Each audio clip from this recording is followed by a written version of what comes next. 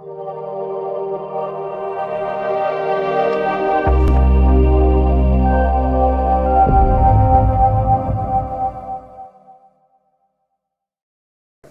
we're here today with Johnny Mckinstry, head coach of the Gambia National Team.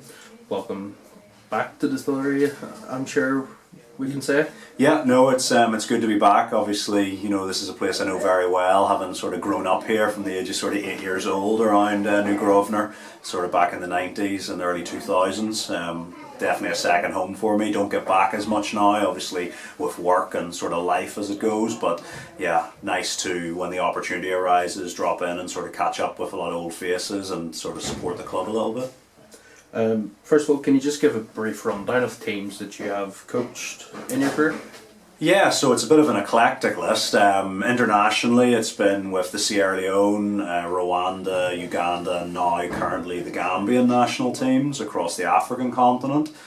Club level, I've been out in Eastern Europe with Canos Algiers, out in Asia with Saif Sporting Club in Bangladesh, and then most recently in Kenya with their largest club, Gor Mahia.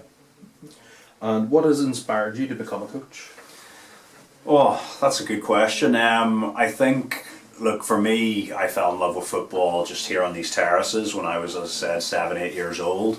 And look, the story of so many of us is that I would have loved to have went and played for Northern Ireland or, in the Premier League or the Bundesliga, but I wasn't at that level. But I always felt I knew the game, and look, unlike maybe a lot of people who follow the big clubs in the world where they're only ever watching on TV, I was here in the stands, or I was around the Irish League, probably from 8 to 18, I watched 500-600 games of football, in person, and got that tactical view, and that just got embedded, that I was like, I felt I understood the game, and I like to think I'm a people person who can interact well with people, and so I went down the coaching route out of school, and it's just really led. It's been very sort of one step after the other. I'm very grateful, that I've been able to coach at the level of the players that I'm coaching with. Now you look at the squad I work with the Gambia, filled with guys in the Premier League, the Bundesliga, Serie A, Ligue 2 in France. So, top elite level talent. But yeah, I think really, it genuinely was, watching those games here, watching, Jim McCloskey, dribbling down, jinking down the left wing to put a ball in for sort of Philip Dykes or Darren Armour back in the mid-90s, those are, the way that team played isn't probably too dissimilar to the way you see my teams play a little bit nowadays. So yeah, the roots of it are definitely here at Ballysky. Okay.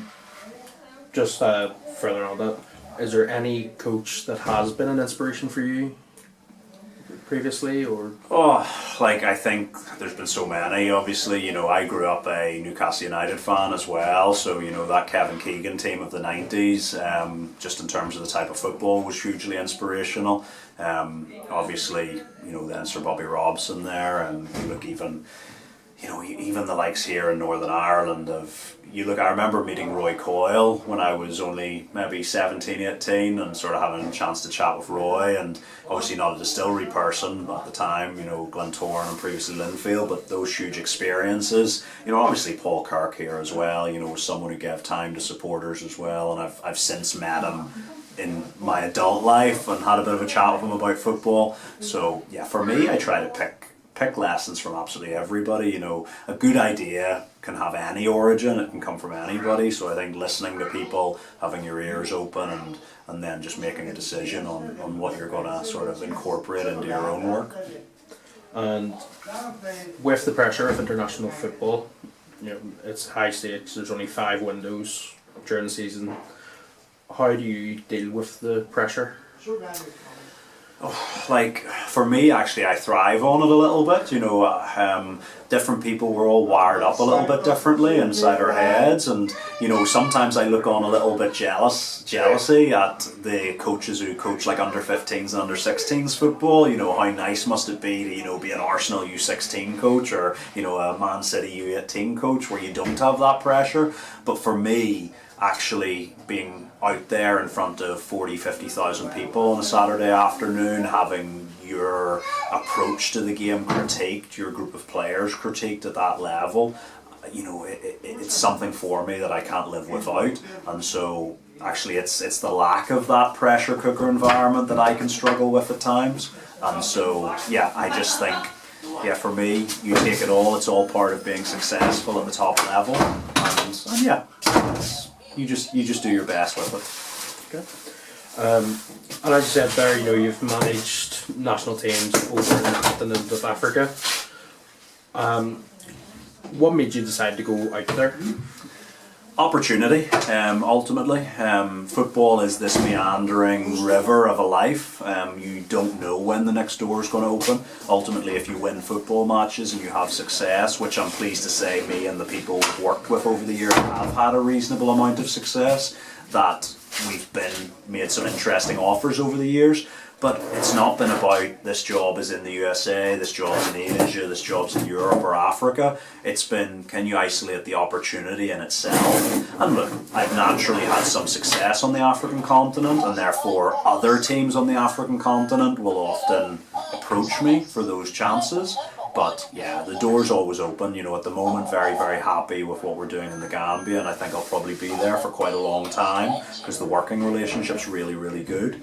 But yeah, football's a life that you can't predict what's going to come in the years ahead. Okay. And finally, who has been the most difficult opponent that you've faced in your managerial career so far? Oh, like there's been so many, and every game is its own sort of test, as you will. You know, we've obviously played against some big players over the years, the likes of Yaya Toure, Solomon Kalou, you know, the AU brothers for Ghana. You know, there's been so many, but equally sometimes the big name players are the easier ones to prepare for because there's so much information out there. You know that they're high quality players, but also you can do your preparation. And sometimes it's the lesser known players, or maybe a breakout player who's only 18 or 19, who you know is a rising star, but you don't have too much information on. Sometimes they can be the most difficult ones, and you look back 5 or 6 years later and think, yeah, we saw him when he was just beginning. So yeah, you know, every game is its own test. That's brilliant. Thank you very much, Johnny, and good luck with the Gambia National Team going forward. No, that's great. Thanks very much.